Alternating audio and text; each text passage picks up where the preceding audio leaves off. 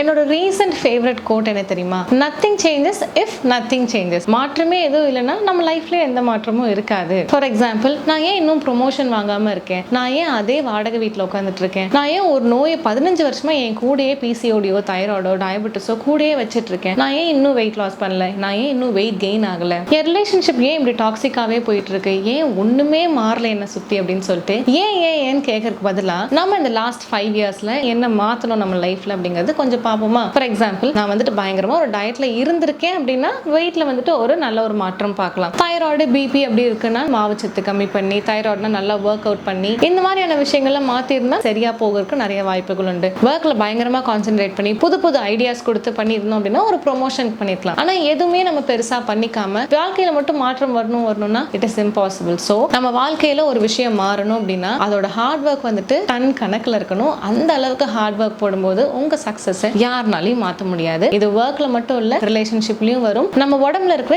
எல்லா நோய்க்கும் இது பொருந்தும். ஹாபிட்டை சேஞ்ச் பண்ணி நல்ல ஹாபிட்டுக்கு ஷிஃப்ட் ஆகும்போது டவுன் த லைன் ஒரு 5 to 6 இயர்ஸ்ல வந்துட்டு ஒரு அழகான டிரான்ஸ்ஃபர்மேஷன் எல்லாருமே கொடுப்போம். So change something if you want to change something.